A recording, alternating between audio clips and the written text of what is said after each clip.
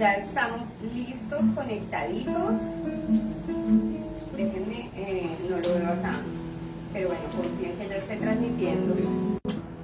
Ok, muy buenos días a todos. Hoy es nuestro segundo domingo del 2022. Muy chistoso. El miércoles en el en vivo hablaba del 2020, del 2021, del 2022. Eso es normal. Ustedes cuando uno iba al banco y iba a hacer un cheque le ponían un letrero gigante. 2022, porque uno siempre tiende a no acordarse del año en el que estamos viviendo. Así que pido mil excusas porque fue muy chistoso que cuando estaba orando yo, Señor, bendice el 2020. El 2020 pasó hace 2 años. Y estamos felices de tener un año más en esta tierra, mientras que el Señor nos tenga en esta tierra. Porque cada uno de nuestros días no depende de nosotros, depende del Señor. Y hay una contabilidad como para tener una referencia. Pero para nosotros los cristianos el tiempo ya no es trascendental. O debería ya no ser trascendental. Porque nosotros ya no tenemos puestos nuestros ojos en esta tierra, sino en la eternidad. Ya nosotros no le tenemos ni siquiera miedo a la muerte. Porque como dice su palabra, aún la muerte es ganancia. Ganancia. Y todo el mundo en esta vida quiere ganar. Y por eso el mensaje de Cristo es locura. Porque ¿cómo va a entender la gente cuando uno le dice es que aún la muerte es ganancia? Si muchos ven la muerte como una pérdida. Si muchos ven la muerte como un fracaso. Y no fue diferente cuando el Señor murió. Dígame cuál de los discípulos al verla a la cruz dijo, gracias porque estás muriendo, Señor. Huyeron, lo dejaron, creyeron aún que su líder había fracasado y se les olvidó que él ya les había dicho, resucitaré.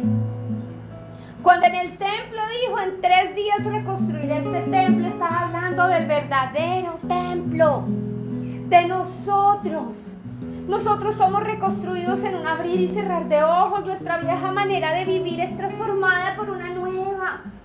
Amigos, un nuevo año es una expectativa a lo nuevo.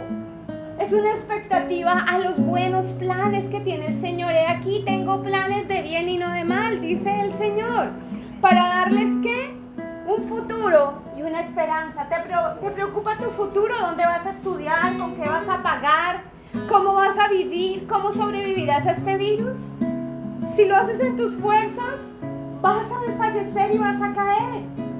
Pero si confías en el Señor, Él dice, renovaré tus fuerzas. Te haré remontar como las águilas. Caminarás y no te cansarás, correrás y no te fatigarás. Una de las cosas que me dejó el COVID desde hace un año es la fatiga. Me cuesta respirar. Pero cada vez que me siento apretada en mi pecho, sé que mi respiración es el Señor. ¿Quién le dijo a usted que llegar a Cristo es llegar a Disney donde todo es lindo y perfecto? En el mundo tendremos aflicción, pero confíen, yo he vencido al mundo. ¿Quién? El Señor, no Miriam, no Alvarito, no Márgara. El Señor ha vencido al mundo y el mundo como sistema. Dios ha vencido la enfermedad, Dios ha vencido la escasez, Dios ha vencido a los dictadores de estos tiempos. Dios los ha vencido. Confíen, yo he vencido. Ni siquiera dice voy a vencer. He vencido al mundo. Y cuando meditaba en esto, en cómo uno confronta su nuevo año, cómo uno ve el año. Y después de 2 años de pandemia, muchos podrían decir, ay, es que hace 2 años vivíamos tan bien, esta pandemia nos fregó, esta pandemia nos sobó. Otros dicen, ay, es que cuando era joven y no me dolía nada y tenía 90, 60, 90 y ya tenemos 50 y hay que envejecer con dignidad, amigos. ¡Qué bendición! Cada año trae su grandeza y su gloria, las ganas son una bendición. ¡Aleluya! Muchos dicen, ay, es que cuando tenía casa. Los que hemos emigrado a nuestros países, es que cuando vivía en Perú, cuando vivía en Colombia, ¿cuándo? Y añoramos el pasado. Y estamos enfrentando un nuevo año con retrospectiva, ¿sí se dice retrospectiva? Mirando hacia atrás. Y así no se puede, dice un dicho, para atrás ni para coger impulso. Y quiero leerles en Eclesiastés una porción de la palabra de Dios, que si este es el libro de la sabiduría, deberíamos leerlo a menudo. El Señor dice que algo que jamás nos va a negar cuando oramos, niños, es la sabiduría. El Señor, pero dice que oremos por sabiduría. Incluye la sabiduría como tu oración diaria. Señor, dame sabiduría para vestirme. ¿Qué me combina? ¿Qué ya no me queda? Dame sabiduría para cocinar. ¿Qué cocino, Señor? Tengo problemas de digestión. Dame sabiduría. Señor, dame sabiduría para relacionarme con mi esposo, porque estamos envejeciendo juntos y juntos nos duele hasta el pelo. Y vivimos solo quejándonos el uno al otro. Dame sabiduría con mis hijos que son preadolescentes y solo tienen un mundo que solo entienden ellos. Pide sabiduría. Uno no solo pide sabiduría para un negocio, aunque sí se debe pedir sabiduría para el manejo del dinero, que es donde menos sabios somos. Porque pensamos que solo estamos para producir, y la palabra dice que la sabiduría está en compartir, que la abundancia no está en el Bitcoin, sino en ser generosos, porque por nuestra generosidad seremos conocidos y nuestra generosidad será recompensada. Amén. Entonces miren lo que dice en Eclesiastés, en el capítulo 7, en los versículos del 10 al 14. Escuchen, niños. No añores viejos tiempos. No es nada sabio. Ay, es que cuando yo tenía mi casa, es que cuando yo tenía salud, es que cuando yo tenía... No lo añores, dice que no es de sabios. Cuando vivía mi papá, cuando vivía mi mamá, si el Señor los tiene en su gloria, aleluya, gloria a Dios. La sabiduría, escucha esto, es aún mejor cuando uno tiene dinero. Ambas cosas son de beneficio a lo largo de la vida. La sabiduría y el dinero abren casi todas las puertas, pero solo la sabiduría puede salvarte la vida.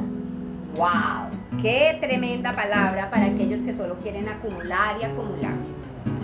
Acepta el modo en que Dios hace las cosas, porque ¿quién puede enderezar lo que Él torció?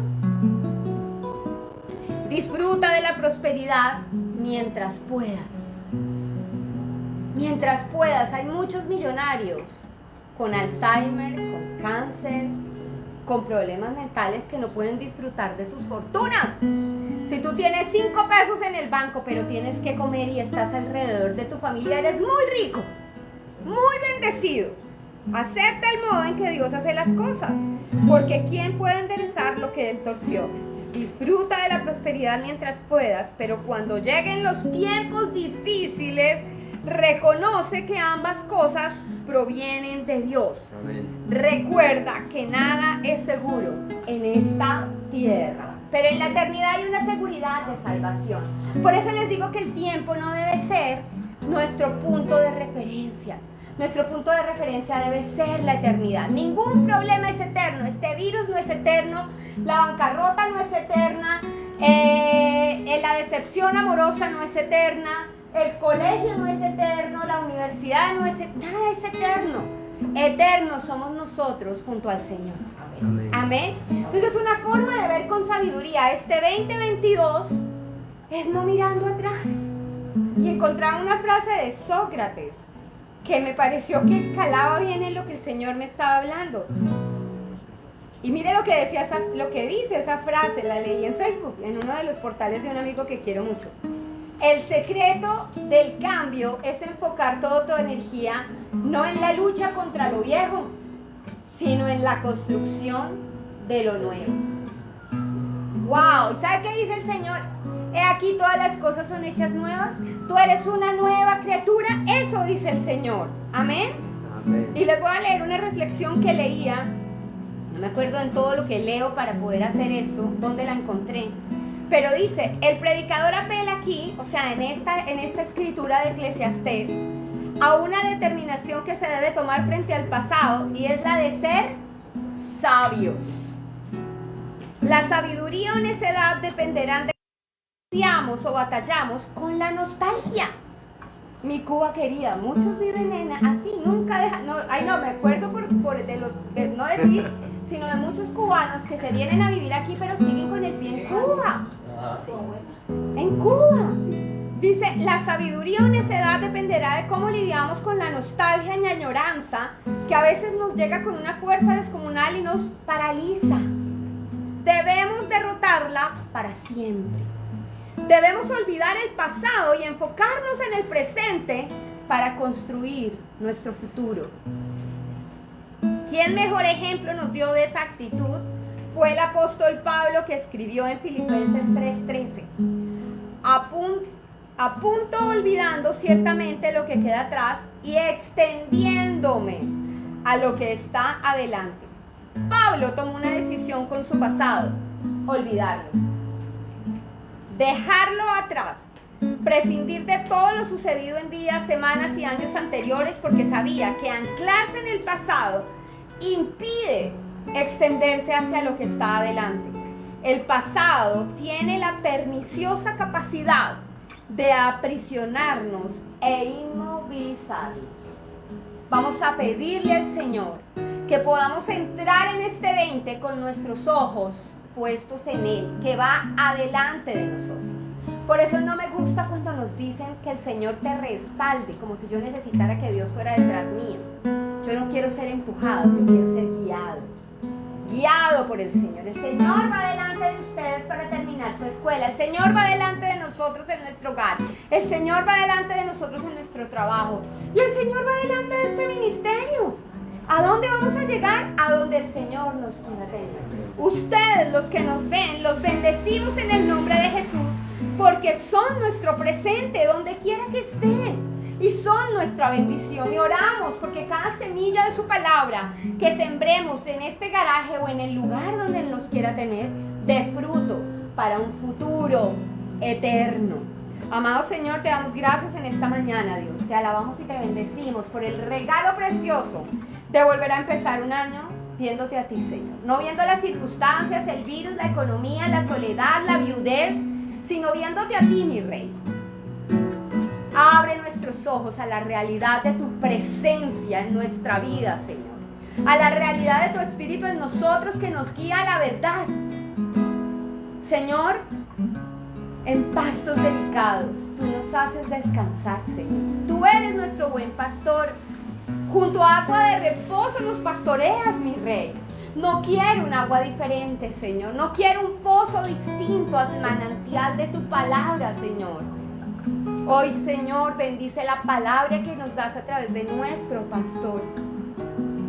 Que sea, Señor, dada a un corazón fertilizado, Señor, por la presencia de tu Espíritu, Dios. No por las obras, que siempre se quedan cortas, sino por el poder de tu Espíritu en nosotros. Que tu palabra hoy dé fruto de vida eterna. Que rompa los velos que no nos permiten ver el esplendor de tu gloria reflejado en nosotros, Señor. Te alabamos y te bendecimos en el precioso nombre de Jesús. Amén y amén. Amén. Qué bella palabra, qué bella reflexión. Me parece muy interesante que hasta Sócrates dijo que es mejor construir en lo nuevo. Y somos nuevas criaturas, la iglesia del Señor. Y como decía la semana pasada, nuestro llamado es edificar, construir bajo el fundamento que es Cristo. Y no miramos hacia atrás porque quedemos traumatizados, y si miramos, no miramos hacia atrás porque el Señor ha redimido nuestro pasado, nuestro presente y nuestro futuro. O sea que no miramos atrás por temor de que, ay, si miro atrás, ¿qué tal si ahí me quedo? No, ya no tenemos el temor de eso, la vergüenza, la duda. ¿Por qué? Porque el Señor ha prometido vida eterna y salvación en este mundo también, vida en plenitud en este mundo. Y como decía mi mamá, sí, estamos aquí con la guianza de Él, de su Santo Espíritu. La iglesia, lo mejor que tiene es la presencia del Espíritu Santo, que permite entrar en intimidad con Dios, que después permite entrar en intimidad con su pueblo. El uno al otro podemos entrar en intimidad. ¿Por qué? Porque hemos aprendido esa intimidad por el Espíritu Santo. Y por eso podemos cantarle con grandes al Señor. Cuán maravilloso es el Señor que nos ayudó, nos redimió, estuvo estuvo con nosotros en los momentos difíciles del año 2021, pero también estuvo en nuestras victorias. Él es nuestra sanidad, Él es nuestra provisión. Y el mismo Dios que trajo esa provisión el año pasado, que nos unió como iglesia, lo seguirá haciendo. Entonces por eso podemos deleitarnos en su presencia hoy, cantando cuán grande es el Señor. ¿Quién puede compararse a su amor? Amén, iglesia. Amén. El esplendor de un rey,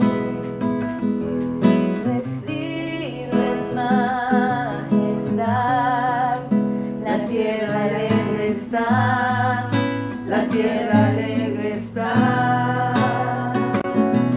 Cubierto está de luz, venció la oscuridad, y tiembla su voz, y tiembla su voz. Cuán grande es Dios, cántale cuán grande es Dios, y todos lo verán. Cuán grande es Dios.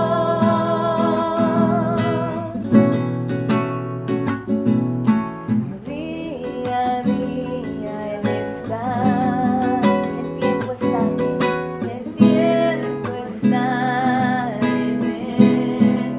Principio y el fin, principio y el fin. La Trinidad es Dios, Padre, Hijo, Espíritu, Cordero y León, Cordero y León. Cuán grande es Dios, cántale cuán grande es Dios, y todos lo verán. Cuán grande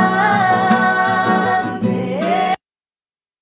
Una vez más, cuán grande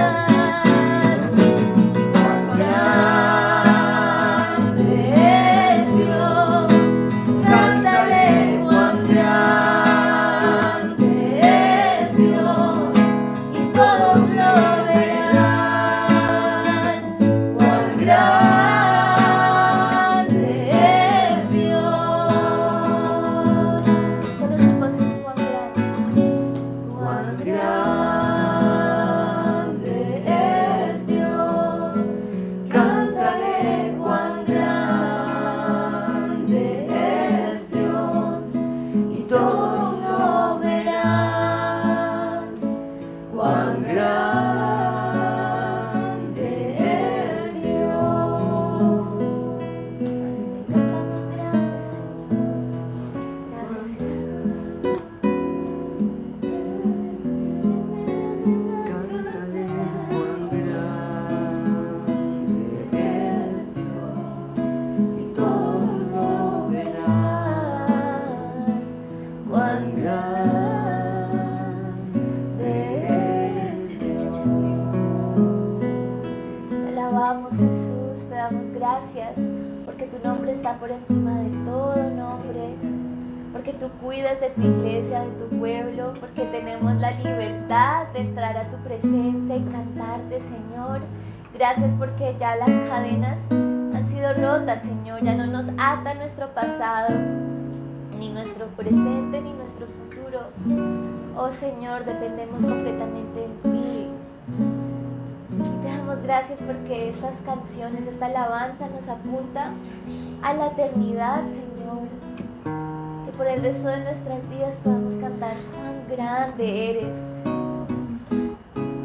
cuán grande es tu gracia, tu perdón y tu amor, que has salvado a un pecador como yo, Señor. Gracias. Oramos por cada miembro de tu iglesia. Tú sabes su situación de salud, su situación laboral, sus relaciones, Señor. Yo oro para que este año podamos crecer en nuestra dependencia de ti, Señor. Aumenta nuestra fe, Señor, que cuando vuelvas nos encuentres creyendo firmemente en ti, Señor. Pueda que nuestras circunstancias no cambien completamente, que vengan obstáculos, Señor, pero sabemos que contigo somos más que vencedores. Que nos das la sabiduría para ayudar y para pedir ayuda, para saber cuándo caminar, cuándo seguir y cuándo parar. Oh Señor, aumenta la fe de tu iglesia, aumenta nuestra sabiduría para poder reflejarte a ti mejor, Señor, y te damos las gracias porque ya está en nuestras mesas un banquete que nos llamas a disfrutar día a día hasta que vuelvas por nosotros, Señor. Gracias por ese banquete, gracias por tu presencia, Señor. Te alabamos, Señor. Una vez más cantemos cuán grande. Cuán grande es Dios, cántale cuán grande es Dios, y todos lo verán. Cuán grande es Dios.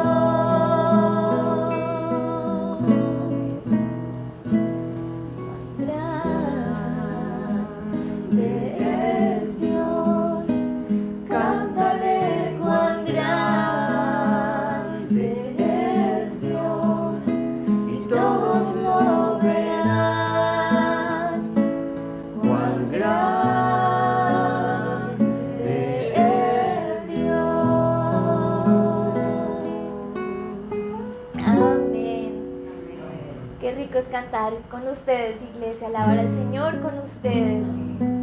Los invito a abrir sus corazones para lo que tiene el Señor hoy para nosotros, su iglesia. Bueno, Dios los bendiga. Amén.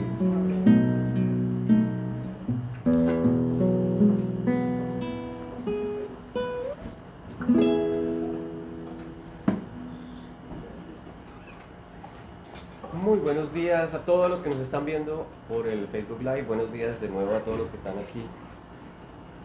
Bienvenido Ernesto, Olguita, los niños, Márgara, el sobrino. Dios te bendiga. Saludos a Julio. Seguimos invitando a Julio para que venga, nos acompañe. Lo cogieron en esa iglesia, no lo van a soltar.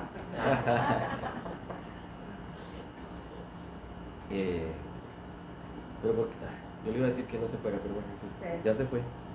Don Álvaro. Me gustaron dos frases que mencionó mi esposa al principio. Enfocarse en el pasado te aprisiona y te inmoviliza. Y la otra frase, no quiero pozos distintos, sino el manantial de tu palabra. Wow, eso está para una predica. Amén.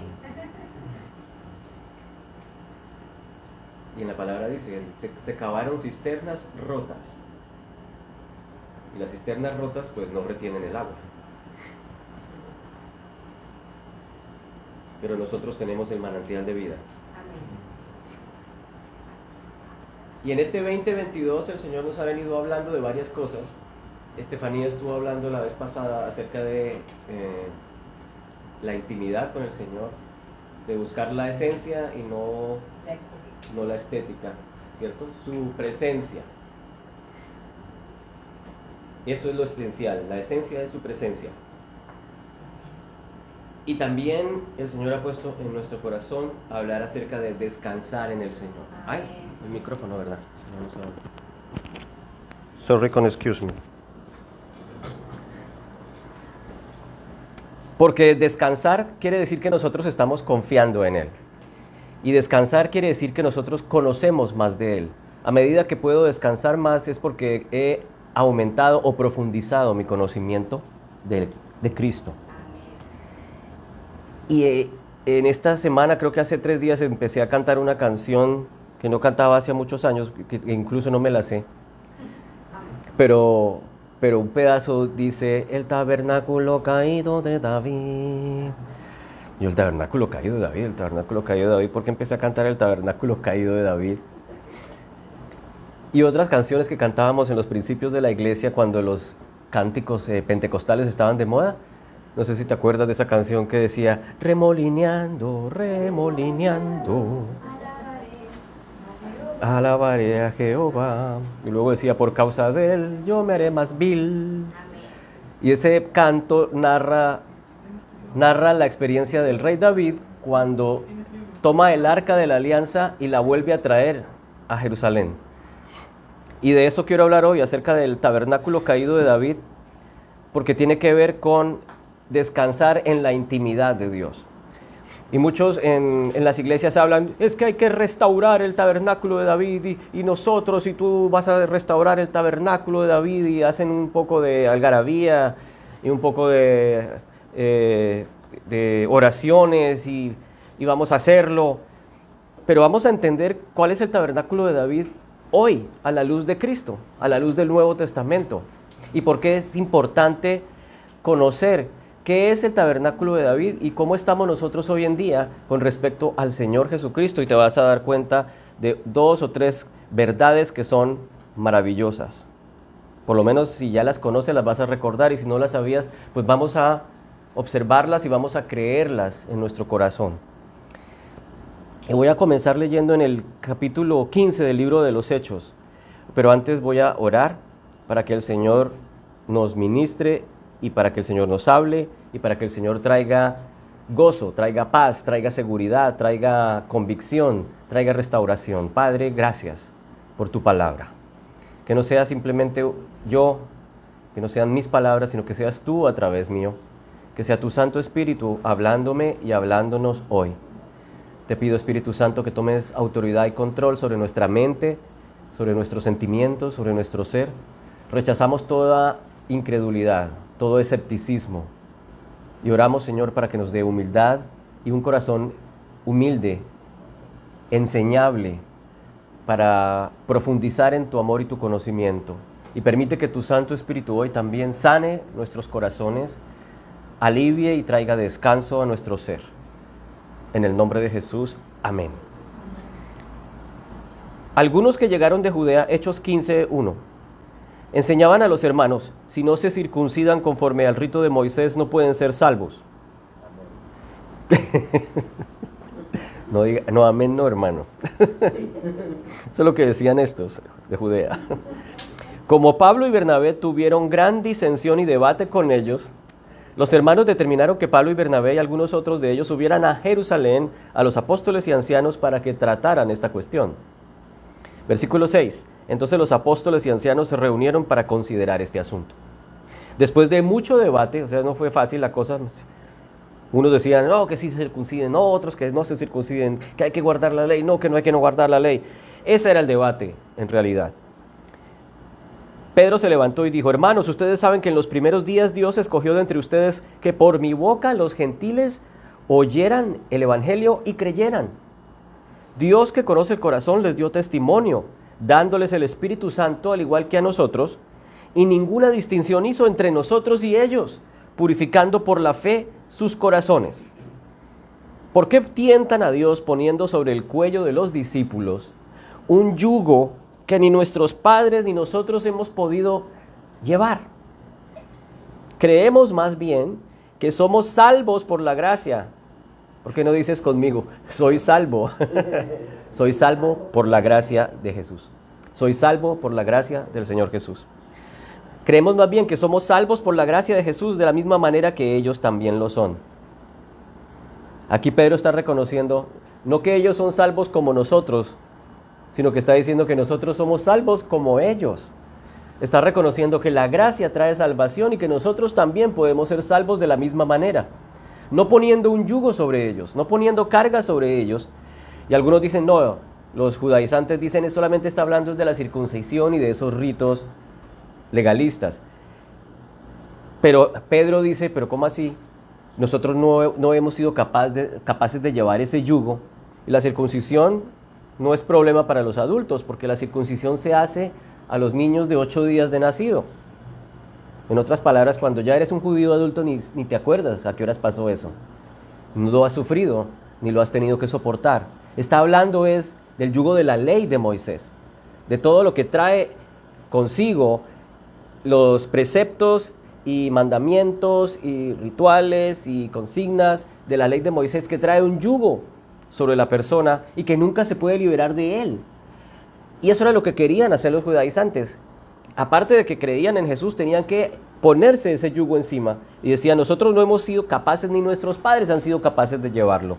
¿Cómo le exigen a ellos que lo lleven? Creemos que somos salvos por la gracia de Jesús. Y cuando hoy dice acá yugo, ¿qué yugo será? Pues es un yugo como el que le colocan a los bueyes para que caminen juntos y aren la tierra. Un yugo que los soporta y que los amarra juntos para que caminen al mismo tiempo y en la misma dirección. Pero también en las Escrituras, cuando se habla del yugo, también se refiere a la enseñanza de un maestro judío. Entonces decían los que eran discípulos de un rabino, yo estoy bajo el yugo del rabino fulanito. Pablo se crió bajo el yugo del rabino Gamaliel, que era uno de los grandes estudiosos de la ley de Moisés. Entonces cuando él dice ese yugo, está hablando de la enseñanza de la ley que es puesta sobre las personas y que trae atadura y que trae carga. Más adelante vamos a hablar de ese yugo y cómo Jesús nos libera de ese yugo. Toda la multitud hizo silencio y escuchaban a Bernabé y Pablo, cómo relataban señales y prodigios que Dios había hecho entre los gentiles por medio de ellos.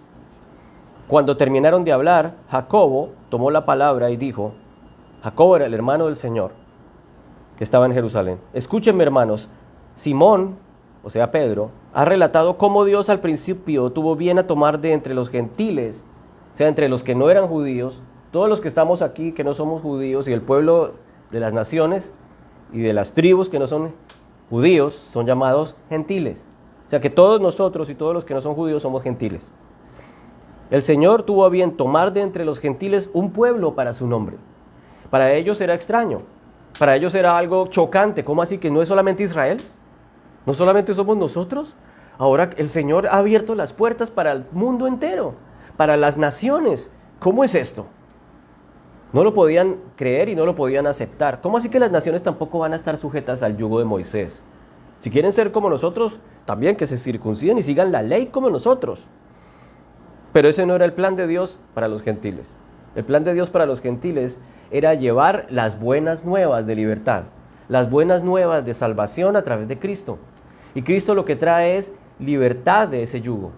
De cualquier yugo que tú pienses, no solamente el yugo de la ley, sino cualquier carga que hay en tu corazón, cualquier cosa que te oprime, cualquier cosa que pone pesadez sobre tu vida, si la pones en manos del Señor, Él la levanta y la carga sobre sus hombros y te dice descansa, descansa en mí. Por eso lo importante de enfocarnos este año, bueno y todo el tiempo, pero ahora que el Señor nos ha venido hablando, lo importante de descansar en Él, en Jesús, y lo importante de buscar intimidad con Jesús. La tenemos, ya la tenemos, porque el Señor dice en su palabra que Jesús logró que nosotros, los creyentes y cualquiera que cree en Él, sea uno con Él. Luego, eso es una realidad espiritual. Cuando nos volvemos creyentes, automáticamente nos hacemos uno con Él.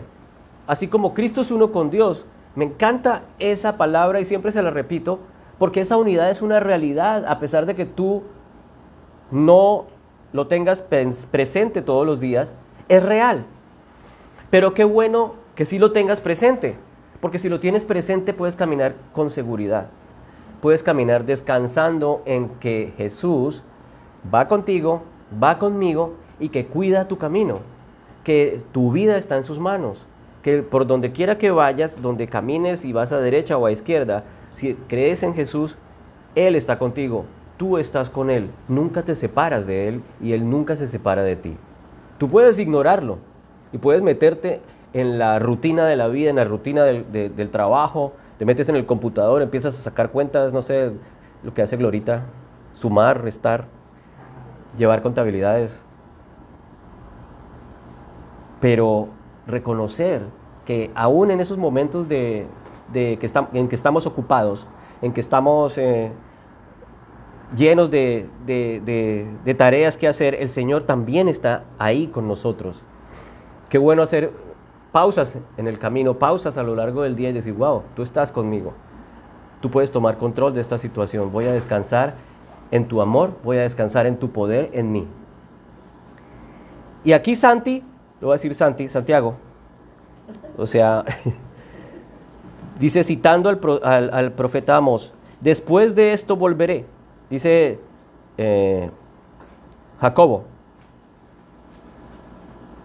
Dice, esto concuerda con las palabras de los profetas, tal y como está escrito. Después de esto volveré. Entonces, observa, están discutiendo acerca de si continuamos en la ley como los judíos o los gentiles simplemente creen en Jesús. Y él está diciendo, no pongan cargas que son difíciles de llevar. Y aquí entonces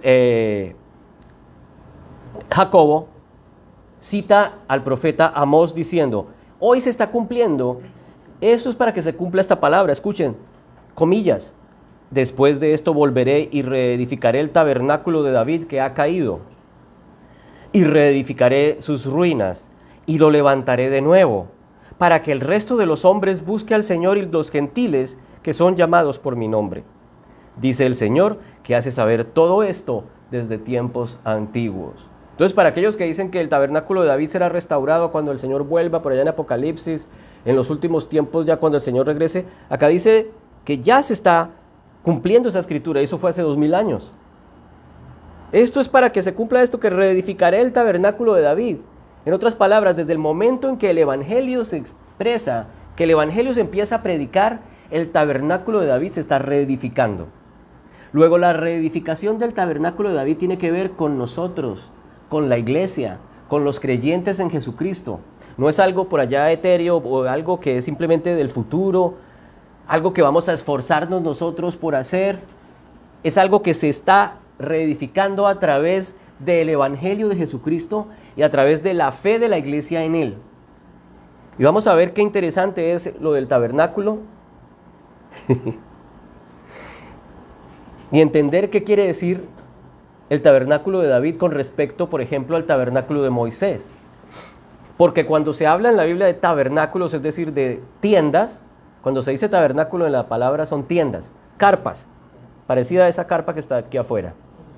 O las tiendas esas de camping, para los que les gusta hacer camping, eran tiendas parecidas a esas. Eso era un tabernáculo. Moisés iba a la presencia del Señor en el tabernáculo del desierto. Era el tabernáculo de Moisés. Y Moisés entraba en ese lugar. Dice la palabra de Dios que la columna de humo, la columna de nube descendía en ese lugar en el día. Y en la noche había una columna de fuego que señalaba la presencia de Dios en medio del campamento. Y allí entraba Moisés y hablaba con el Señor. Luego el Señor le dio unas instrucciones para que esa tienda tuviera unos compartimientos especiales. Le dio unas instrucciones para construir una serie de muebles que van allí, el lavatorio, el arca de la alianza, el candelabro, los utensilios para efectuar los sacrificios. Todas esas cosas el Señor se las da a Moisés para que oficie en aquel lugar donde el Señor se presentaba. Y acá dice, el Señor va a reedificar el tabernáculo ¿de quién? No de Moisés, sino de David. Y en la palabra Moisés y David son dos connotaciones muy diferentes, porque Moisés está hablando de la ley. Moisés está hablando del esfuerzo humano por entrar a la presencia de Dios, mientras que David está hablando de un nuevo corazón. Y ese es el nuevo corazón que el Señor quiere que tú tengas y que estés consciente de que lo tienes. Nosotros en Cristo tenemos un corazón como el que tuvo David, escucha.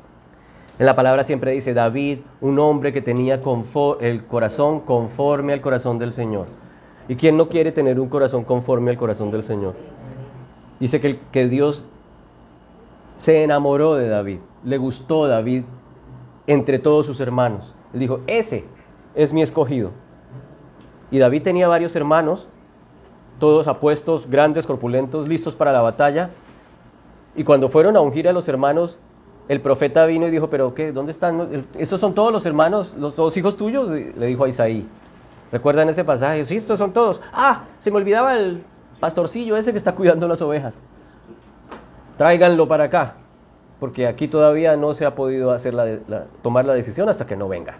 Y cuando viene el pequeño flacucho ese que está cuidando las ovejas, dice el Señor, ese es el que yo he escogido.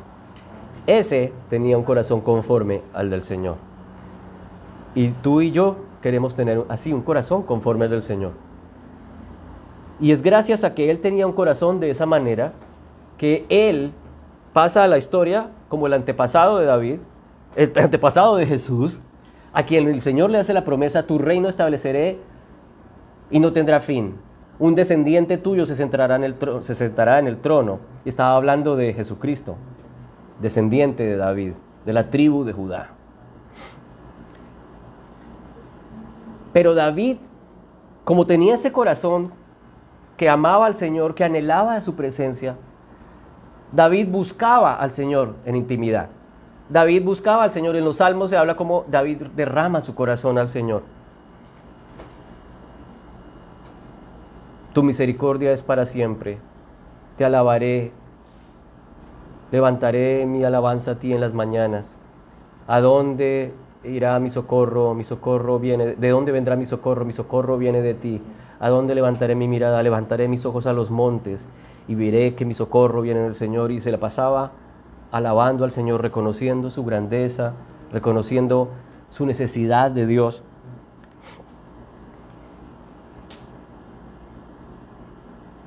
Santiago estaba diciendo, este momento ya se está cumpliendo. Los gentiles estaban siendo salvados. El tabernáculo de David se estaba reparando. Y ahí sí que estaba ocurriendo un aceleramiento. A mí me da risa porque todos los años los profetas de las iglesias y aparecen por la televisión, por TVN, este año viene un aceleramiento y viene un rompimiento para tu vida. Y yo digo, todos los años la misma cosa, ¿no? Viene aceleramiento, viene rompimiento. Yo molestaba con un amigo, sí, el único aceleramiento y rompimiento que yo he visto es cuando voy en la autopista y veo que un carro se acelera y se rompe contra el muro. Aceleramiento y luego rompimiento. Pero en este caso aquí, en la palabra, cuando se habla acerca del tabernáculo de David, el Señor sí habla de un aceleramiento. Y yo pienso que este es el tiempo del aceleramiento, no simplemente 2022, 20, 19, 18, sino que el tiempo del aceleramiento es el momento en que nosotros nos encontramos con Cristo.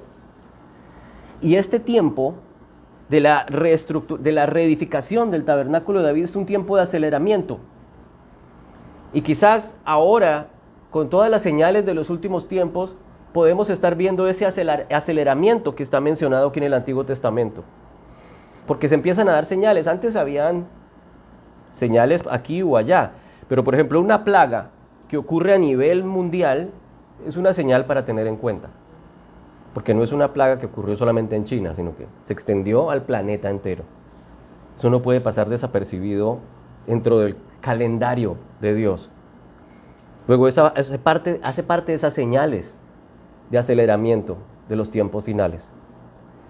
Yo espero que sea este tiempo y que sea nuestra generación la que pueda ver, que se lleve a cabo esa profecía del regreso de Cristo.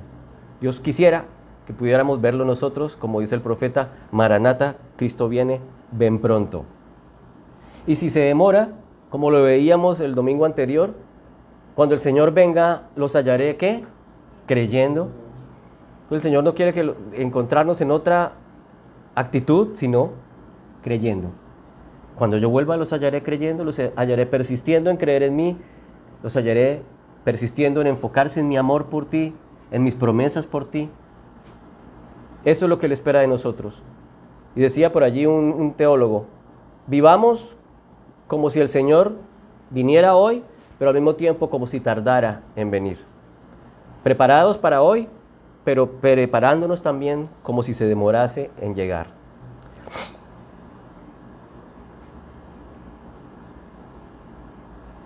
¿Por qué dice que por qué parece ser un aceleramiento? Vamos a leer Amós 9, el profeta Amós, o en inglés Amos. En el versículo 11 Ese es el fragmento que estaba leyendo Santiago, o que estaba citando Santiago cuando habló del tabernáculo de David. Le dijo a ellos: mira, los gentiles están llegando a conocer a Cristo. Se han abierto las puertas del reino para todas las naciones. Ese es el tabernáculo de David que está siendo reedificado. Mira lo que dice la profecía de Amós. En aquel día levantaré el tabernáculo caído de David, repararé sus brechas o grietas, levantaré sus ruinas y lo reedificaré como en el tiempo pasado, para que tomen posesión del remanente de Edom. Otras traducciones antiguas dicen el remanente de Adán, y Adán quiere decir la humanidad. Y de todas las naciones donde se invoque mi nombre, declara el Señor. Vienen días, declara el Señor, que cuando el arador alcanzará al segador, y el que pisa la uva al que siembra la semilla. Vienen días. ¿De qué está hablando acá? Estás arando y no has terminado de arar cuando ya está llegando el tiempo de cosechar. Y no has terminado de pisar la uva cuando está llegando otra vez el momento de sembrarla. Eso es aceleramiento. Los tiempos se aceleran. Y en algún lugar de la palabra dice el Señor: ha acortado los tiempos a causa de los escogidos. Los tiempos se acortan de alguna manera que solamente Dios sabe. Dice acá: vienen días cuando el arador alcanzará al segador. Estoy arando, y acá ya viene el otro cosechando y cosechando. Todo se va juntando. Y cuando van cosechando, ya es otra vez tiempo de volver a poner la semilla. Todo más rápido. Y así destilarán vino dulce los montes, y las colinas se derretirán. Pero vamos a ver de dónde sale esto del tabernáculo de David.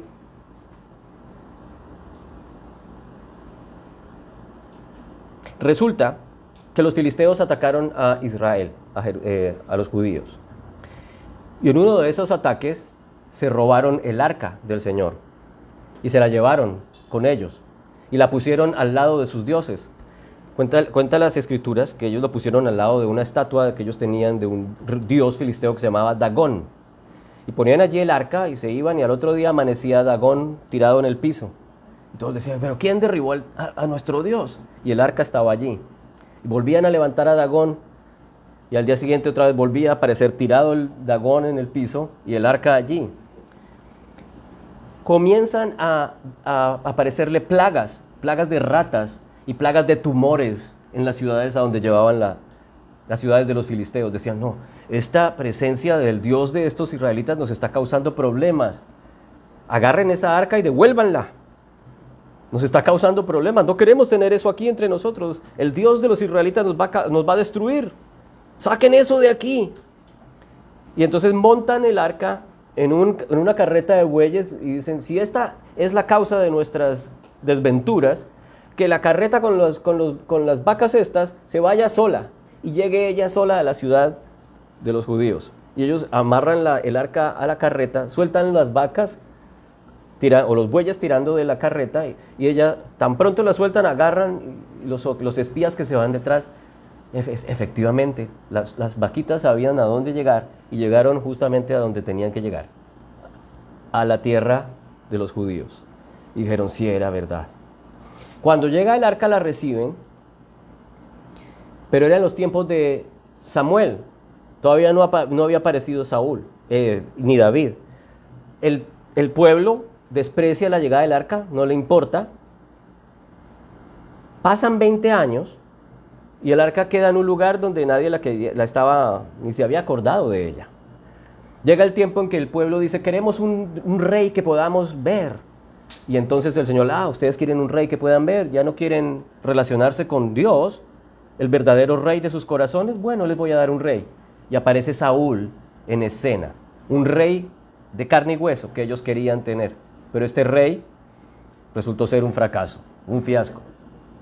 Los llevó por la desventura, un rey desobediente, un rey incrédulo, un rey temeroso, lleno de orgullo. Y este rey tampoco se acordó del arca durante el tiempo de su reinado. Hasta que aparece David. Cuando llega David, dice: ¿dónde está el arca? Necesitamos la presencia de Dios. Mira el corazón de David comparado con el corazón de Saúl. Saúl pensaba en su propio corazón, en sus propios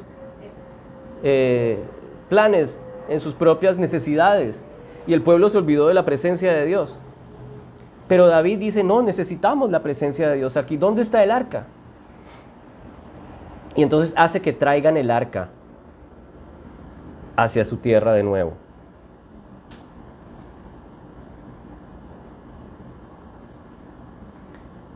Voy a leer en 1 Samuel 7. Los de Kiriat Jearim fueron a Bet-Semes y llevaron el arca del Señor a la casa de Abinadab, que estaba en una loma, y consagraron a su hijo Eleazar para que estuviera a cargo de ella. Eso es 1 Samuel 7, versículo 2. El arca permaneció en Kiriat Jearim durante mucho tiempo. Pasaron 20 años y el pueblo de Israel buscaba con ansiedad al Señor. Pero no se acordaban que la presencia de Dios era en el arca. Ese era el momento en que Dios se relacionaba con ellos así, de esa manera. Por eso Samuel, el profeta Samuel, en ese tiempo era el profeta que dirigía al pueblo. Si ustedes desean volverse al Señor de todo corazón, desháganse de dioses extranjeros y de las imágenes de la diosa Astarte. Dedíquense totalmente a servir solo al Señor y Él los liberará del poder de los filisteos. Esa era la manera en que el Señor le estaba diciendo, tienen que deshacerse de todo Dios extraño, de todo Dios ajeno.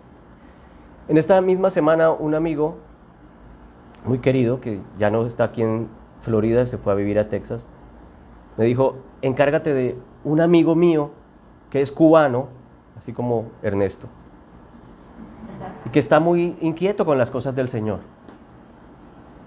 Él quiere acercarse al Señor, quiere conocer más del Señor, pero tiene un problema, es que está metido en santería. Yo le digo, wow, tremendo. Está bien atado. Entonces, cuando tuve la oportunidad de llamarlo y hablar con él, decía, es que estoy asustado porque mis amigos cristianos me dicen que estoy en maldición y todo me está saliendo mal y yo quiero que las cosas me salgan bien, yo quiero que mi vida cambie y yo quiero saber cómo me deshago de eso. Yo le decía, mira, tú puedes tomar la caja de tus diosesitos, porque no, es que son unos hierritos y unos diosesitos pequeñitos y unos collares y unas cosas que me dejó mi papá que eran de mi abuela en una caja. Y nosotros nos lo trajimos aquí de Cuba por no deshacernos de eso. Pero yo sé que eso me está trayendo a mí como atadura. Yo le dije, bueno, hay que romper con esa atadura, pero mira, tú puedes sacar la caja con tus diosesitos, le puedes meter candela, la puedes botar a la basura, pero si no sacas el Dios ajeno de tu corazón, de nada te va a servir sacar la caja con los hierros y los muñequitos. Tienes que entregarte a Jesús. El único que puede transformar tu vida se llama Jesucristo. Y toda esta serie de dioses y de cosas que nosotros nos inventamos, tú no eres el único que se los inventa. No solamente es la santería es solamente uno de tantas. Todos somos culpables de ponernos muletas para tratar de ayudarnos y no poner nuestra plena confianza en el Señor. Los dioses de la santería, Santa Bárbara y Lázaro y todos esos, no son simplemente sino una manera de buscar que Dios me bendiga, que Dios traiga prosperidad, que Dios traiga protección sobre mi vida. Y no es la manera correcta. Pero otros hemos buscado la protección de Dios en mi trabajo. Y entonces me paso estudiando porque quiero estar seguro de que nunca me va a faltar el dinero, y me enfoco y me obsesiono con el dinero, me obsesiono con el trabajo, y ese es mi Dios. O soy tan orgulloso que creo que yo todo lo puedo y que no necesito ayuda de nadie. Mi Dios soy yo. Todos buscamos muletas de una u otra manera. Tus muletas durante este tiempo han sido quizás esas imágenes y esos ritos porque tú pensabas que de esa manera o de alguna manera tú estabas recibiendo ayuda extra para tu vida y para tu familia. Y resulta que el Señor es un Dios celoso. Dios no quiere dioses extraños. Cuando el Señor habla acerca de los dioses extraños, dice, te prostituiste, Israel. Es como si te hubieras acostado con una ramera, Israel. Yo soy el único que necesita estar en tu corazón. Dios nos anhela y quiere que seamos el único en su corazón. Lo único en su corazón debe ser tú y Él para ti. En otras palabras, tenemos que cambiar las prioridades de nuestra vida. La prioridad 1A es Jesús. Y el resto de las cosas se van organizando en segundo, tercero y cuarto lugar. Porque mi enfoque cuando está en Jesús empieza a organizar todo el resto de alternativas y de prioridades en mi vida. Yo le dije, tú puedes meterle candela a tu cajita, pero necesitas tomar una decisión y decir, Señor, te entrego mi corazón. Yo declaro que lo único que necesito eres tú. Declaro que tú eres el único que puede traer protección para mi vida, seguridad para mi vida, paz para mi vida. Y cuando hagas eso, vas a ver que empiezas a mirar el mundo con otra óptica. Ahorita has visto de pronto que todo era color amarillo, café, amarillo quemado, como la camisa de Ernesto. Y de pronto conoces a Cristo, y tienes un nuevo filtro y dices, wow, eso es azul. Y eso, wow, mira qué rosado. Mira qué atardecer. Y bueno, eso es el atardecer que has visto todos los días, pero empiezas a ver la vida, empiezas a ver tu realidad de una manera diferente, porque lo estás viendo con los filtros ahora, el filtro de Jesús en tu vida. Tu cosmovisión cambia, el sentido de tu vida cambia. Te sientes que ya eres alguien que tiene propósito, que Dios está cuidando de ti en realidad. Yo le dije, en Colombia también tenemos nuestros propios santuarios. Si tú vas a Bogotá, los cerros orientales, allí hay un santuario que se llama el Santuario de Monserrate. Arriba construyeron una hermosa iglesia y adentro está el Santuario del Señor Caído, que está en una urna de vidrio, que es muy milagroso. Lo metieron en una urna de vidrio porque todo el mundo llegaba antes de la urna de vidrio a tocar el muñeco de madera y a untarlo. Llegaban muchedumbres y entonces llegaban tantas muchedumbres que los pies, las piernas están todas gastadas. Como es de madera, la gente de tocarlo y tocarlo está todo gastado y eso es una reliquia nacional. Entonces lo metieron en una urna. La gente sube a Monserrate pagando promesas. Dice, voy a pagar una promesa, Señor, si tú me cumples tal cosa, si tú me das este trabajo, si me das el hijo que he querido, yo subo a Monserrate de rodillas, yo subo a Monserrate boca abajo y entro arrastrado a tu santuario y te pago la promesa. Y así tú ves hoy en día personas que llegan arrastrándose hasta el santuario, hasta el altar y tocan y allí pagan la promesa y dicen, ahora sí. Esas son las muletas de Latinoamérica, los dioses, la idolatría, la mezcla entre el catolicismo, el cristianismo y la religión afrocubana, las religiones indígenas. Todos, de una u otra manera, el ser humano está buscando apoyo, está buscando respuestas, está buscando que algo o alguien lo mire, lo cuide. Ese anhelo de nuestro corazón, ese anhelo del ser humano en nuestro interior se llama el deseo de reconectarse con su Padre eterno, con su Creador. Somos obra, somos imagen de nuestro Creador. Y nuestro ser en nuestro interior anhela volverse a conectar con quien nos hizo. Y esa forma de reconectarnos es a través de la fe en Cristo Jesús. Él es el que viene a restaurar todas las cosas, el que viene a reconectarte nuevamente con Dios Padre, el que viene a decirte, nuestro Padre, mi Padre, te anhela con anhelo santo, quiere tener intimidad contigo. Por eso el tema de este año, el tema que mencionaba mi hija la vez pasada, Dios quiere tener intimidad contigo, cercanía contigo. Y de hecho ya la tenemos cuando creemos en Él, pero Él quiere que estés consciente de esa realidad. En todo momento Él está contigo. No necesitas ni siquiera decir, oh, ahora me voy a arrodillar 3 veces, voy a poner en posición de loto y voy a hacer y esperar a que algo baje. Porque Él está en ti y tú en Él. Está a la distancia de decir, papá, te necesito. Papá, te amo. Papá, estoy cansada. Estoy harta de esta situación. Necesito tu guía. Papá, sana a mi hijo. Esa es la realidad, esa es la intimidad de nosotros hoy, por los méritos de Cristo. Mira cómo era entonces el tabernáculo de Moisés. La gente no podía entrar al arca, porque había un lugar, había 3 divisiones en el tabernáculo de Moisés. El atrio, el lugar santo y el lugar santísimo. El lugar santísimo estaba detrás de una espesa cortina, detrás de la cual estaba el arca de la alianza, donde yacía la presencia, como dicen en hebreo, la Shekinah, la gloria de Dios. Y allí solamente podía entrar una persona, el high priest, el sumo sacerdote, una vez al año. Y el resto del pueblo se quedaba con unos binoculares mirando a ver, ay, entró, está en la presencia de Dios, ¿qué habrá pasado? Porque el sumo sacerdote tenía la misión de sacrificar sangre sobre el arca de la alianza para apaciguar la ira de Dios por el pecado del pueblo. Y ese sumo sacerdote era el único que podía entrar allí en representación de Israel. Nadie más entraba allí. ¿Se acuerdan que les mencionaba esto la otra vez? Le amarraban unas campanitas a las bordes de las vestiduras para saber que él se movía por allá adentro, así está vivo. Y tenía una soga amarrada en el pie, por si caía muerto adentro nadie podía entrar, tenían que arrastrarlo. Se murió el sumo sacerdote, nos fregamos. Hay que elegir otro. Porque no fue agradable su sacrificio. A veces pasaba. Esa era la manera, la santidad de Dios impedía que la gente normal, la gente llena de su imperfección y de su pecado, se acercara a Dios. Tenía que haber sangre de por medio y tenía que ser alguien realmente purificado según la norma de Dios. Esa era el arca de la alianza metida en el tabernáculo de Moisés. Pero el tabernáculo de David funcionaba de otra manera. El arca del Señor fue llevada a la tienda de campaña que David le había preparado, en 2 Samuel 7, 17. La instalaron en su sitio y David ofreció holocaustos, sacrificios de comunión en presencia del Señor. Y después de ofrecer holocaustos y sacrificios, David bendijo al pueblo en el nombre del Señor y a cada uno de los israelitas que estaban allí congregados, que eran toda una multitud de hombres y mujeres, les repartió pan, tortas de dátiles, tortas de uvas pasas, y después de eso todos regresaron a sus casas.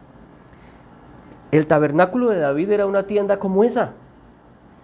Lo único que había en el tabernáculo de David en el centro era el arca. Y estaba a la vista de todo el pueblo. No había cortinas.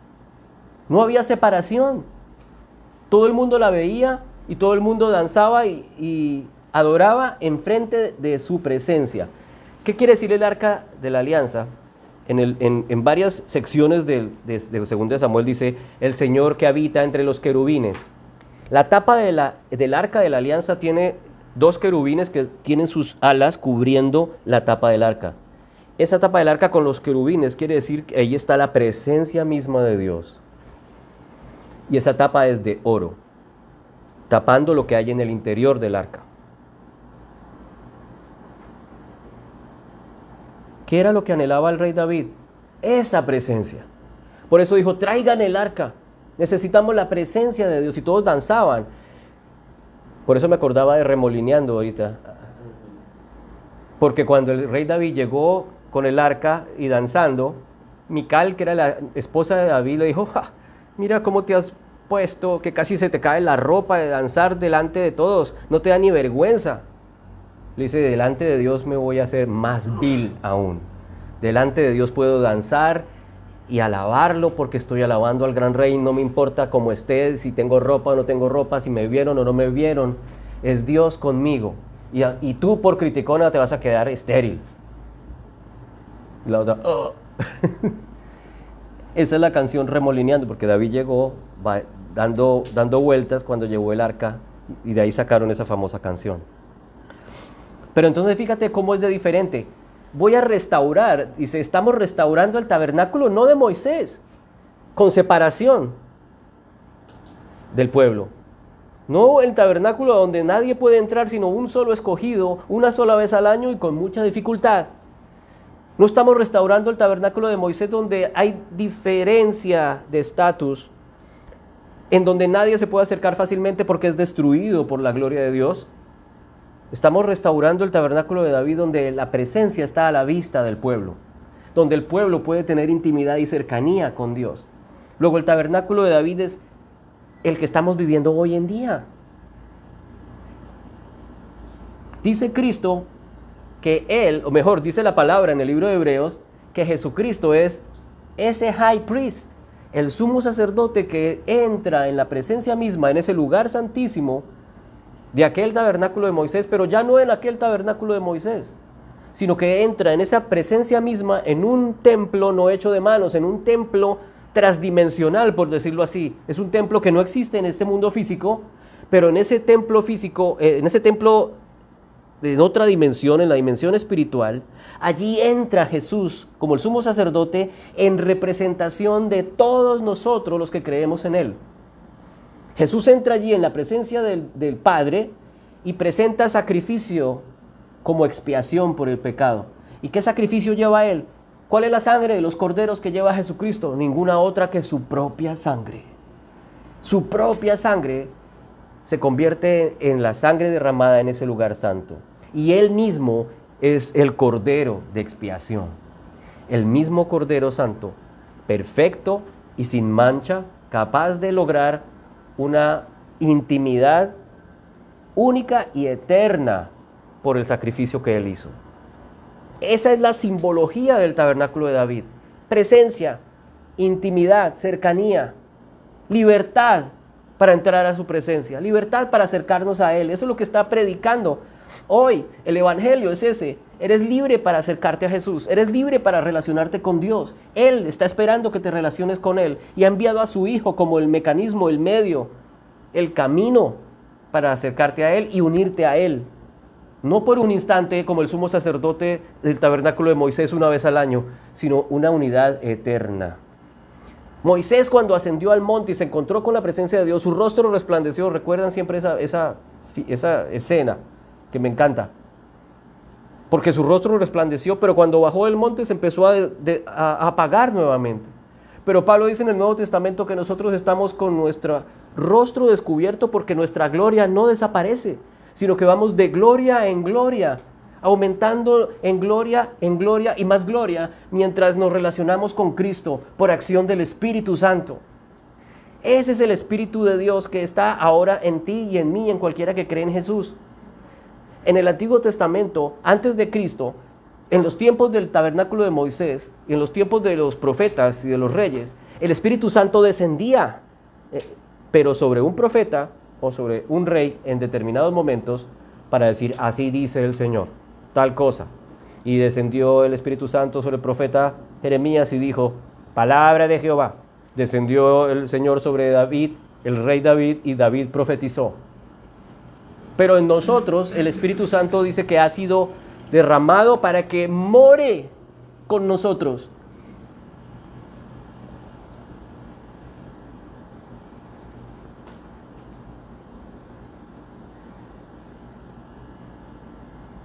Cuando David se pregunta un día, oye, el Señor siempre ha caminado en el tabernáculo y nunca le hemos construido una casa. ¿Por qué no le construimos casa? Yo quiero construirle casa al Señor, me parece que es una casa digna de Jehová. Y le dice al profeta, mira, yo creo que deberíamos construirle una casa al Señor, un templo, no en una tienda así barata, sino un templo digno de Dios, donde Él habite. Y el profeta le dice, me parece buena idea, adelante con tu idea, me parece buena. Pero el Señor llega y le habla y le dice a David, a través del profeta, yo sé que me amas, yo sé que quieres construirme casa, pero yo nunca te he pedido ninguna casa. Yo no te he dicho que me hagas casa. A pesar de que he deambulado de aquí para allá, migrando a través del desierto y a través de los diferentes lugares, levantando y poniendo carpas.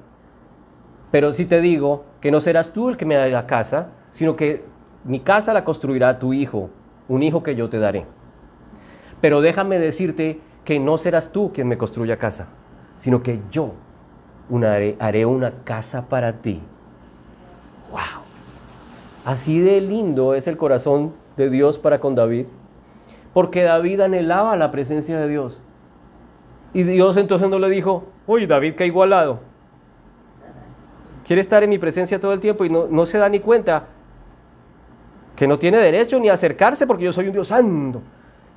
Pues sí, Él es Dios santo, pero busca un corazón que lo anhela. Busca un corazón que quiere intimidad con Él. Tal es así que mientras la tienda de David funcionaba, no hubo catástrofes, nadie se murió, a excepción cuando vienen con los bueyes llevándolos hacia Jerusalén, porque lo llevaron el arca no la llevaron de la manera como el Señor lo había ordenado, que era sobre los hombros de los levitas. Entonces lo llevaban en unos bueyes, el carro de los bueyes pasó por un bache, el arca se resbaló y había un muchacho que se llamaba Usa que tocó el arca para que no se cayera del carro de bueyes, y tan pronto la tocó, la presencia de Dios lo fulminó y casi que les daña la fiesta. Ahí quedó tendido y todos, ¡oh! Porque el Señor había ordenado una manera como la gente se acercara a Él. Entonces David, a pesar de que tiene un corazón conforme al del Señor, que anhela su presencia, de todas maneras tenía que sujetarse a las normas del viejo pacto, del pacto de la ley. David también tenía que ofrecer sacrificios y todo esto. Pero el Señor reconoce el corazón de David y le dice, yo te haré una casa a ti. Yo voy a habitar contigo en una casa. Y eso es proféticamente lo que el Señor hace a través de Cristo. El descendiente de David ha construido una casa, que somos nosotros. Y el Espíritu Santo ahora habita en su casa, que es la iglesia. Nosotros en Cristo somos hermanos de Él al creer en Él. Somos el cuerpo de Cristo y somos la casa en la cual habita el Espíritu del Señor. Mira lo que dice el Salmo 132:14. ¿A dónde ha escogido habitar el Señor? El Señor no escogió habitar encima del monte Sinaí. Dice, el Señor ha escogido ¿a quién? A Sión. O sea, Jerusalén está tipificando el monte de Sión. Allí habita el Señor. ¿Dónde es Sión? Donde habita Jesús. El monte de Sión hoy en día somos nosotros. Sión es espiritual. Y el arca está en Sión. ¿Cuál es el arca? La presencia de Dios. El Señor ha escogido a Sión. Su deseo es de hacer de este monte su morada. ¿A dónde está la casa del Señor ahora? Aquí. Él ha construido a Sión, donde está Cristo. La presencia de Cristo está en la iglesia. Luego la iglesia es Sión, donde habita el Señor. Y este será para siempre mi lugar de reposo. Aquí pondré mi trono, porque así lo deseo. Bendeciré con creces sus provisiones, saciaré de pan a sus pobres, revestiré de salvación a sus sacerdotes, y jubilosos cantarán sus fieles. Aquí haré renacer el poder de David, y encenderé la lámpara de mi ungido. A sus enemigos los cubriré de vergüenza, pero él lucirá la corona esplendorosa. No solamente está hablando de David, está hablando del ungido, que es el hijo de David, el descendiente de David, Jesucristo, quien se encarga de preservar el linaje de David. Pero todos los creyentes en Cristo ahora se convierten en hijos de Dios, hermanos de Cristo, parte de la familia del Señor, el cuerpo de Cristo, en donde Él habita. Hoy el tabernáculo se está construyendo a medida que hay más y más creyentes. Y las brechas y las ruinas se están desapareciendo hasta llegar a la estatura, dice Pablo, como la del Señor. O sea, todo esto se va construyendo, ya no es ya, pero todavía no, como dicen los teólogos. Nuestra salvación es ya, pero todavía no se ha consumado. Nuestro cuerpo glorificado aún no está con nosotros, como lo ha prometido el Señor a través de sus escrituras. Tendremos cuerpos nuevos, glorificados, transformados, para disfrutar de lo inmortal. Dice, lo mortal no puede sobrevivir lo inmortal. Lo mortal tiene que revestirse de inmortalidad. Por eso nuestros cuerpos han de ser transformados en inmortales, para disfrutar de la inmortalidad. Lo que deseaba MacLeod, el escocés legendario, Highlander, quería ser inmortal. Lo que quería ser Drácula, lo que quería Indiana Jones, lo que quería Ponce de León. Lo que busca el hombre, trascender, ser inmortal. La fuente de la eterna juventud. Dios es la fuente de tu eterna juventud. Amén. A través de Jesús. Jesús es el inmortal legendario que viene a entregarte también inmortalidad por tu fe en Él. ¿Cuál era el corazón de David? ¿Y cuál es ese corazón que Dios quiere que tengamos? Anhelar su presencia. Cuando me enfoco en Jesús, entonces mis peticiones serán escuchadas. Cuando me enfoco en Jesús, Él verá que tu enfermedad será vencida. Cree que Él es tu sanidad. Cree que Él es tu libertador. Cree que Él es el que te suple para tus necesidades. El que te protege en medio del caos. El que es tu escudo protector en medio de la epidemia, de la pandemia y del cáncer y de la enfermedad incurable. Hoy yo quiero creer y declarar que Él es mi sanador, que Él es mi sustento, que Él es mi libertador, que Él es mi protector.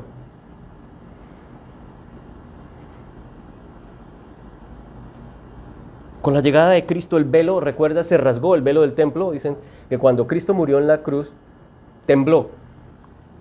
Y el velo del templo se rasgó en dos, de arriba a abajo. Estaba hablando de la cortina esa que separaba el lugar santísimo del otro lugar, de la parte exterior del templo. Queriendo decir que el acceso a ese lugar santísimo, a la presencia de Dios, quedaba abierto ahora de par en par por la carne rota, por el sacrificio y sangre de Cristo Jesús. Ahora tenemos acceso a ese lugar santísimo, a su mismísima presencia. Honra a Cristo y Él te honrará a ti. Y tendrás entonces así para Dios un corazón conforme al corazón de David. Ya lo tenemos porque estamos en unión con Él, no necesitamos buscar nada más para acercarnos, no necesitamos muletas, ni santos, ni collares, ni sacrificios, ni ascender a los montes altos. Necesitamos la fe en Cristo, solamente la fe en Cristo, y Él te entregará su Santo Espíritu. Ese Espíritu que me permite estar consciente y convencido de que tú eres mi papá. El Espíritu que me permite clamar, Abba, Padre.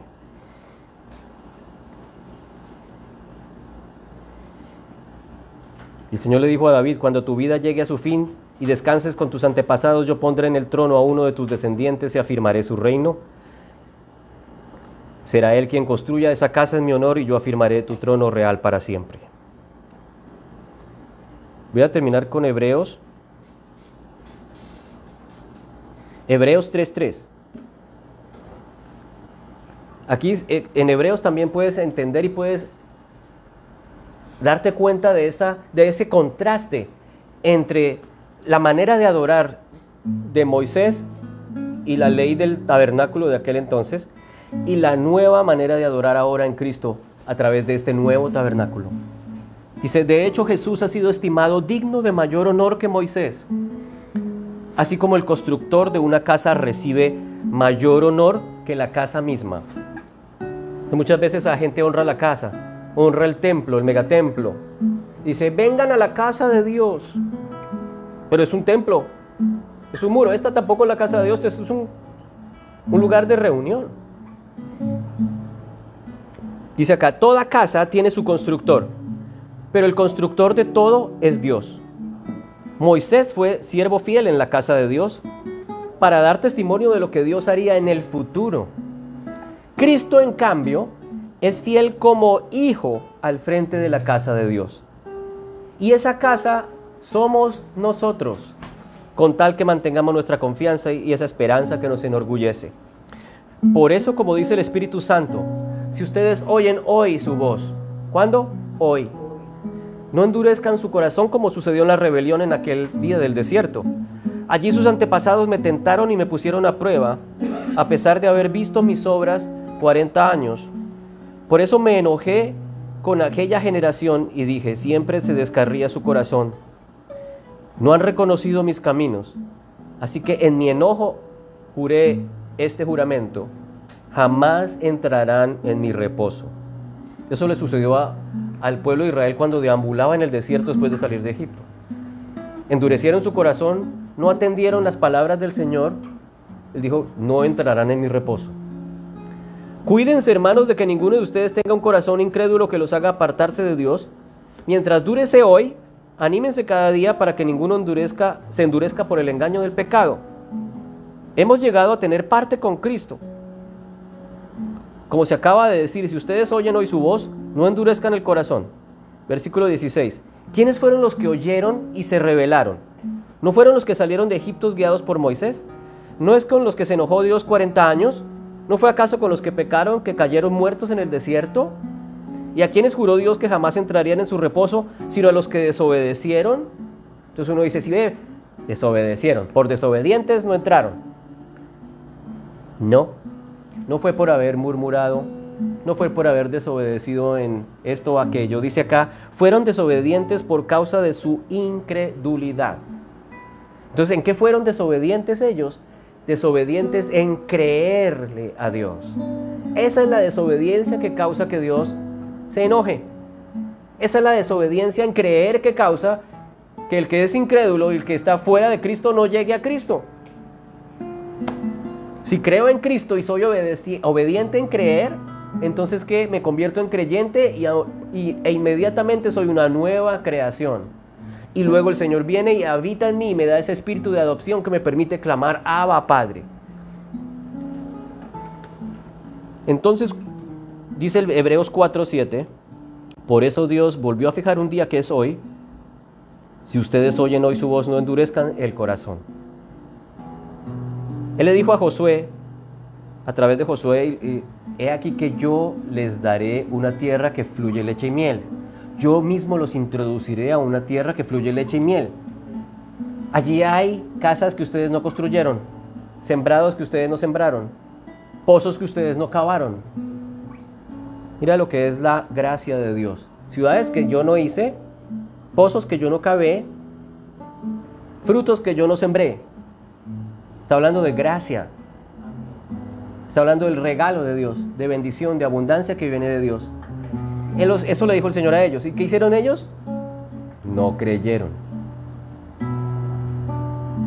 Esa fue la causa de no entrar en el reposo. La incredulidad en el evangelio que Israel escuchó en ese momento. Esas fueron buenas noticias. Yo les voy a traer libertad. Yo. ¿Quién les estaba diciendo eso? Dios. Dios les estaba diciendo yo, no es Josué. Soy yo el que los está introduciendo a la tierra de leche y miel. Yo soy el que les trae libertad. Yo soy el que los voy a proveer. Yo soy el que los voy a proteger. Yo soy el que les voy a dar el pan y el agua. Que eso, pues, de eso hablamos hace como 2 años. Acerca del trigo, el aceite de los higos y el vino de las uvas. Todo eso encontraron ellos en la tierra prometida. Pero el trigo y la uva y el aceite de los higos no es sino una prefiguración ¿de quién? De Cristo. El aceite del Espíritu Santo, la sangre de las uvas, el trigo que es el pan. Jesús es el pan de vida. Jesús es el pozo de agua que es manantial de vida. Eso lo vimos la otra vez. Y ellos no creyeron ese evangelio, por lo tanto no entraron en reposo. Dice el versículo 8, si Josué les hubiera dado reposo, no habría hablado de otro día de reposo. Por consiguiente queda un reposo especial para el pueblo de Dios, porque el que entra en el reposo de Dios descansa también de sus obras, como descansó Dios de las suyas. Esforcémonos por entrar en ese reposo, en ese descanso, para que nadie caiga al seguir aquel ejemplo de desobediencia. Entonces, ¿cuál es la clave para entrar en el reposo? Obediencia. ¿En qué? En creer. No en obediencia en hacer cosas. No en obediencia en portarme bien, porque eso no es lo que está buscando el Señor. Porque esa obediencia de portarme bien son las obras que no salvan, ni regeneran. Es la fe en la obra de Cristo. Las obras y el comportamiento vienen después de mi encuentro con Cristo.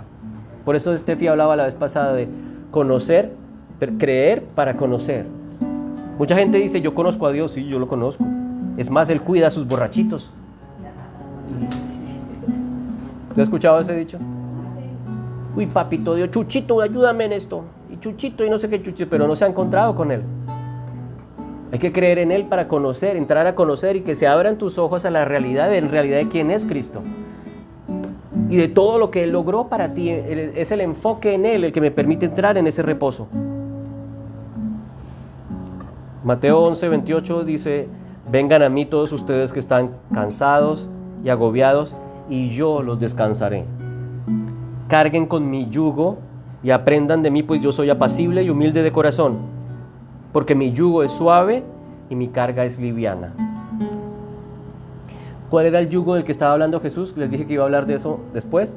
El yugo era el yugo de su enseñanza.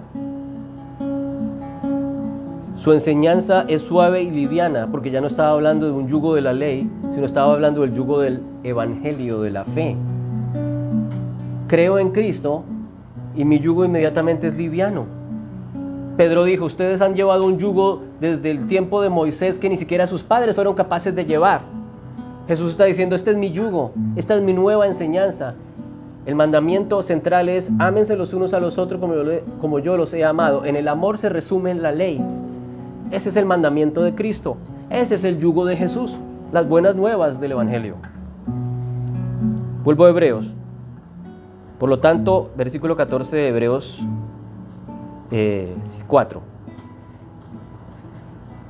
Ya que Jesús, el Hijo de Dios, es nuestro gran sumo sacerdote que ha atravesado los cielos, aferrémonos a la fe que profesamos. Porque no tenemos un sumo sacerdote incapaz de compadecerse de nuestras debilidades, sino uno que fue tentado en todo, mas sin pecado. Así que termino con el versículo 16. Así que acerquémonos, intimidad, descanso, acercadamente al trono del garrotazo. No, eso no dice ahí. Al trono del juicio y el dedo acusador, tampoco dice eso ahí. Dice, así que acerquémonos confiadamente al trono de la gracia, amén, para recibir misericordia y hallar esa gracia que nos ayude en el momento que más la necesitamos. ¿Cuál era el deseo y cuál ha sido el deseo y cuál es la voluntad del Señor durante todo el tiempo, desde antes de Cristo, en Cristo y ahora después de que Él ascendió a los cielos?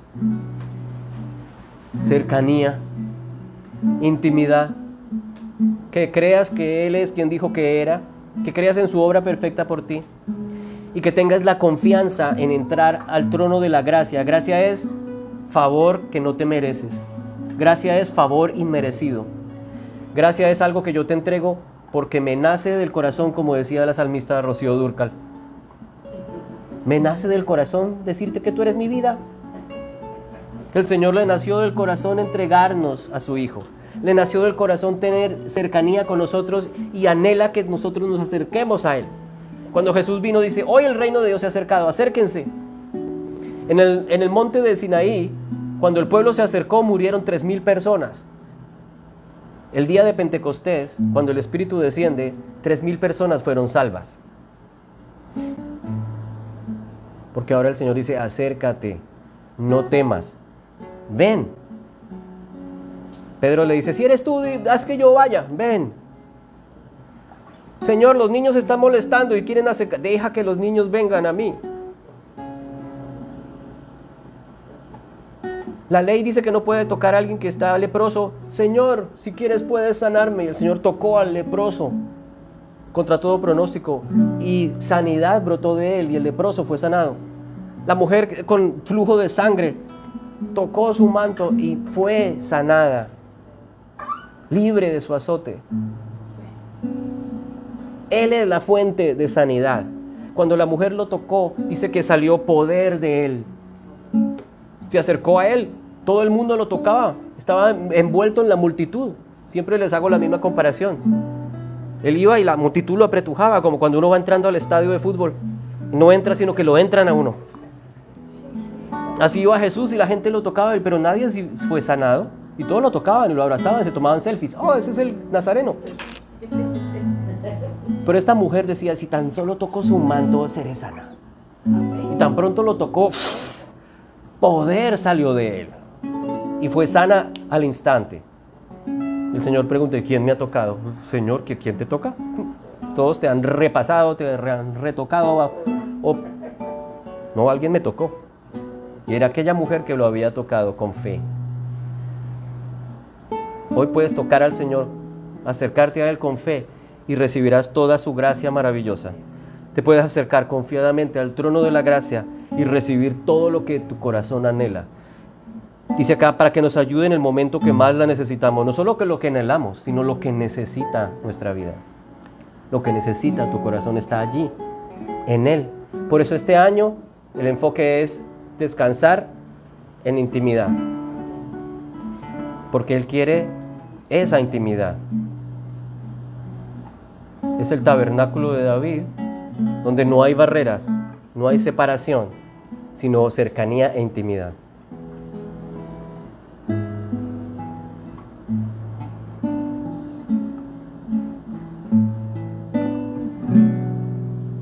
¿Quién es como tú? Nadie se compara a ti.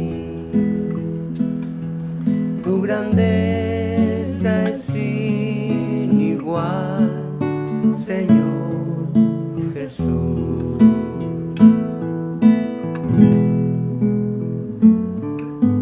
¿Quién es como tú?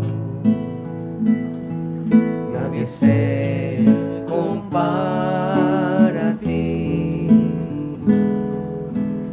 grandeza es sin igual, Señor Jesús. Si los cielos Los cielos cuentan tu gloria, la creación proclama tu poder, y yo fruto soy de tu gran amor. Te adoro, mi Jesús. Los cielos cuentan tu gloria, la creación la creación proclama tu poder. Yo fruto soy Y yo fruto soy de tu gran amor. de tu gran amor. Te adoro, mi Jesús. Te adoro, mi Jesús. No hay nadie como tú. No hay nadie como tú.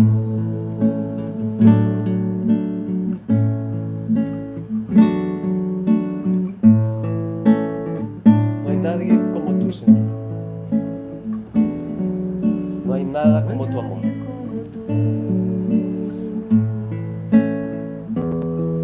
Tú te acercaste. Tendrán que reconocer que como tú no hay Dios igual. Si toda rodilla se doblará y toda lengua confesará tu majestad.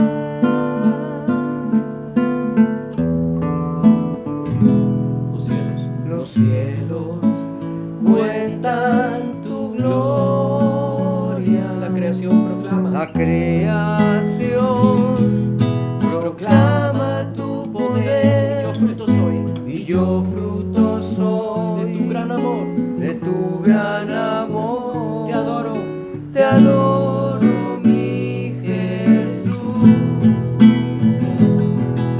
Los cielos cuentan tu gloria, la creación proclama tu poder, y yo fruto soy de tu gran amor. Te adoro, mi Jesús. No hay nadie como tú. Amén. Con el pan y el vino vamos a reconocer y a recordar una vez más lo que Él hizo por nosotros hace 2000 años. ¿Cómo fue posible que el nuevo tabernáculo fuera restaurado? No fue posible sin que Él viniera y habitara entre nosotros. Y qué coincidencia que el apóstol Juan, en el capítulo 1, dice: el Verbo se hizo carne y tabernaculizó con nosotros, en el griego original. El Verbo se hizo carne e hizo tabernáculo con nosotros. ¡Qué tremendo! Ellos lo entendían y ahora nosotros lo entendemos. ¿Cómo así que hizo tabernáculo con nosotros? Vino a morar con nosotros, a que lo adoráramos en intimidad, a que tuviéramos cercanía con Él. Esa era su misión y esa era su voluntad. Pero para romper la distancia y la separación tenía que sacrificarse como cordero. Por eso su sangre y por eso su cuerpo. Y por eso hoy celebramos la Eucaristía una vez más. Porque yo recibí lo mismo que hoy les transmito, dice Pablo, que el Señor en la noche en que iba a ser entregado tomó pan y dando gracias lo partió y se lo dio a sus discípulos diciéndoles: tomen y coman de este pan porque este pan es mi cuerpo que es partido por ustedes. Al terminar la cena tomó la copa y dijo: esta copa es el nuevo pacto en mi sangre. Tantas veces como coman este pan y beban de esta copa, anuncian mi muerte hasta que vuelva. Háganlo en memoria de mí. Hoy, Señor, compartimos el pan y bebemos el vino en memoria de ti. en memoria de lo que tú hiciste, en memoria de tu victoria, en memoria del día en que decidiste hacer tabernáculo con nosotros. Nacer como hombre para morir como hombre perfecto, y liberarnos y redimirnos para siempre, para habitar contigo por la eternidad. Gracias. Amén.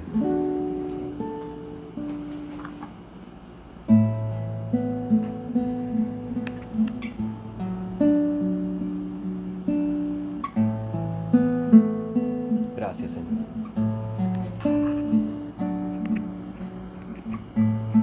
Y aprovechando esa intimidad que tenemos, vamos a estar en este instante en oración para pedirle a Él que ministre sanidad.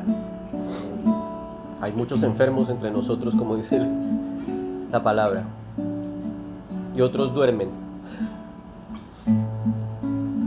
Los que durmieron ya es ganancia, pero los que quedamos, que podamos estar aquí con gozo, protegidos y sanos mientras tú regresas.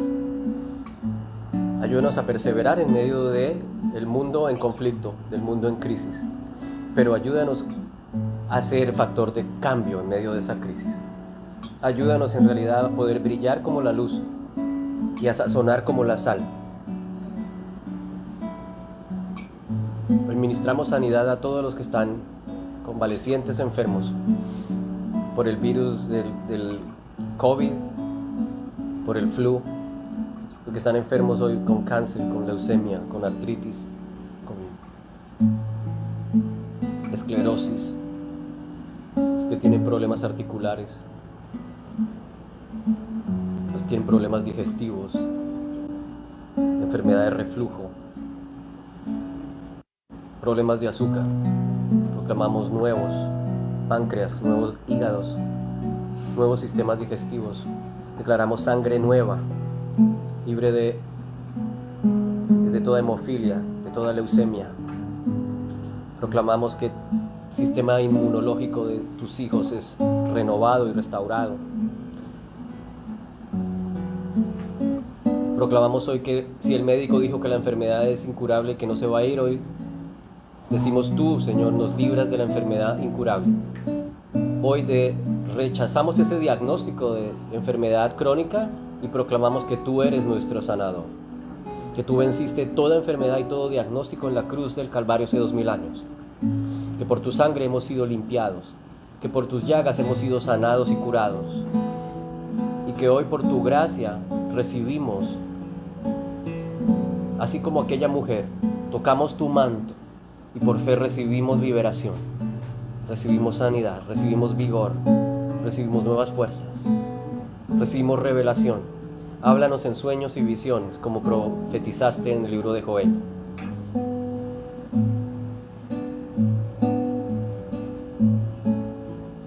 Amén. Y amén. Uy, gloria a Dios. Mandamos un saludo especial a todos los que estuvieron allí online. Dios los bendiga. Vamos a orar por las ofrendas. A todos los que quieran ofrendar, ya saben que lo pueden hacer por QuickPay si quieren. Aquí no cobramos diezmos ni esas cosas. Oramos para que el Señor bendiga con generosidad a cada corazón. Tu palabra dice, Señor, que si tú no te guardaste ni a tu propio Hijo, sino que lo entregaste, ¿cómo no habrás de darnos juntamente con Él todo lo que necesitamos? Bendice a cada familia acá representada, bendice a todos los que están observando ahora y lo observarán después. Trae provisión y protección para cada familia, para cada mujer, para cada hombre, para cada joven, para cada niño. Y gracias porque tú eres nuestro sustento. En el nombre de Jesús. Amén. El número es 754-422-5193. Ahí puedes hacer QuickPay. Y nos vemos el miércoles 7:30 para estudio bíblico de mitad de semana. Y el próximo domingo a las 10:30 aquí por Facebook Live. Después lo voy a subir a YouTube, así que también lo pueden ver ahí más tarde. Bendiciones a todos, gracia y paz.